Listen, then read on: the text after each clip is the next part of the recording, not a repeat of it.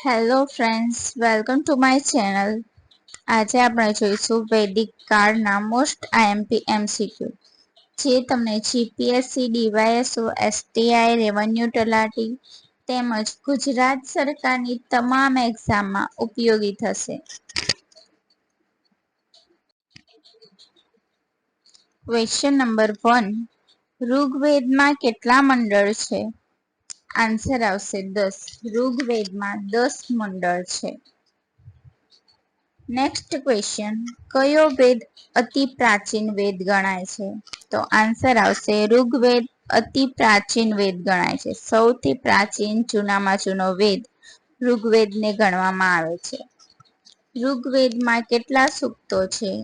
તો આન્સર આવશે ઋગ્વેદમાં 1028 સૂક્તો છે. Next question. ઋગ્વેદમાં કેટલી ઋચાઓ છે? આન્સર આવશે 10,580. ઋગ્વેદમાં 10,580 ઋચાઓ છે. જગતની ઉત્પત્તિ અંગેના નાસદીય સૂક્તોનો ઉલ્લેખ શેમાં છે? તો આન્સર આવશે ઋગ્વેદમાં. સૂર્યની ઉપાસના માટેનો ગાયત્રી મંત્રનો ઉલ્લેખ શેમાં છે? તો આન્સર આવશે ગાયત્રી મંત્રનો ઉલ્લેખ ઋગ્વેદમાં છે. ગાયત્રી મંત્ર ઋગ્વેદના કયા મંડળમાં છે? તો આન્સર આવશે ત્રીજા મંડળમાં.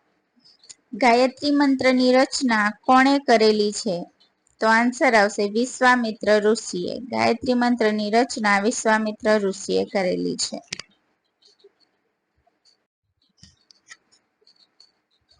ઋગ્વેદના 10મા મંડળના પુરુષ સૂક્તમાં શેનો ઉલ્લેખ છે? તો આન્સર આવશે વર્ણ વ્યવસ્થા, જેમ કે બ્રાહ્મણ, ક્ષત્રિય, વૈશ્ય અને શૂદ્ર એનો ઉલ્લેખ ઋગ્વેદના 10મા મંડળમાં છે.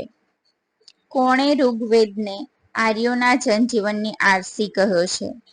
તો આન્સર આવશે મનુભાઈ પંચોળી, જેમનું ઉપનામ છે દર્શક, અને તેમણે ઋગ્વેદને આર્યોના જનજીવનની આરસી કહ્યો છે.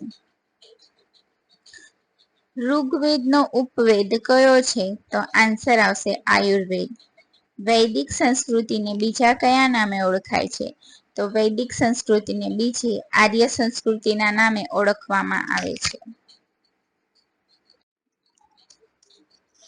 વેદનો અર્થ શું થાય છે? તો આન્સર આવશે જ્ઞાન. વેદનો અર્થ થાય છે જ્ઞાન. વેદોની સંખ્યા કેટલી છે? તો આન્સર આવશે મુખ્ય 4 વેદ છે. ગાયત્રી મંત્ર કયા દેવને સમર્પિત છે? આન્સર આવશે સૂર્ય. આયુર્વેદના રચયિતા કોણ છે? તો આન્સર આવશે ધન્વંતરી, જે આયુર્વેદના રચયિતા છે.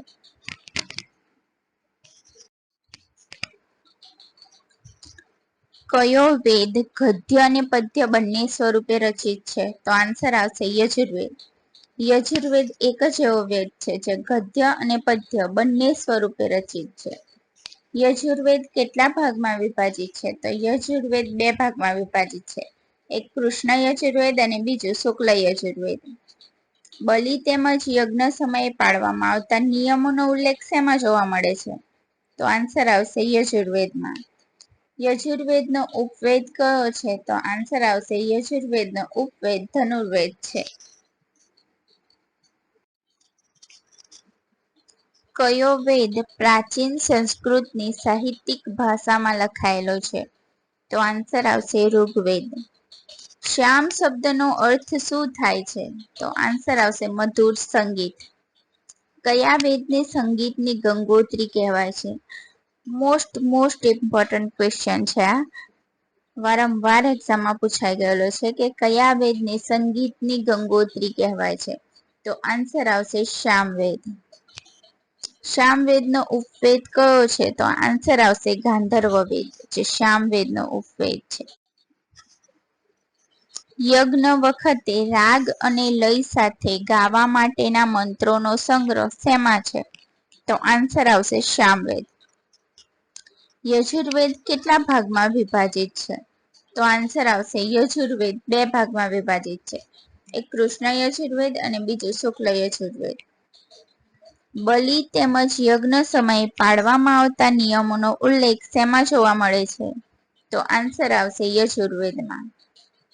નેક્સ્ટ ક્વેશ્ચન, યજુર્વેદનો ઉપવેદ કયો છે? તો આન્સર આવશે ધનુર્વેદ, જે યજુર્વેદનો ઉપવેદ છે. કયા વેદને યજ્ઞનો વેદ કહેવાય છે? તો આન્સર આવશે યજુર્વેદ. અથર્વવેદમાં શેનું વર્ણન કરવામાં આવ્યું છે? તો આન્સર આવશે કર્મકાંડ અને સંસ્કારોનું. સૌથી અંતિમ લખાયેલો વેદ કયો છે? તો આન્સર આવશે અથર્વવેદ. અથર્વવેદ કેટલી ઋચાઓમાં વિભાજિત છે? તો 731 ઋચાઓમાં અથર્વવેદ વિભાજિત છે.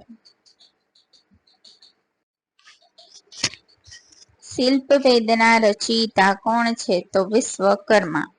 ભૂત પ્રેત મેલી વિદ્યા વશીકરણનો ઉલ્લેખ શેમાં છે? તો આન્સર આવશે અથર્વવેદ. ધનુર્વેદના રચયિતા કોણ છે? તો ધનુર્વેદના રચયિતા વિશ્વામિત્ર. ગાંધર્વ વેદના રચયિતા કોણ છે? તો આન્સર આવશે ભરતમુનિ. Thanks for watching. જો વિડીયો ગમ્યો હોય તો ચેનલને સબસ્ક્રાઇબ કરો, લાઇક કરો અને શેર કરો. Bye bye. હવે મળીશું નેક્સ્ટ વિડીયોમાં.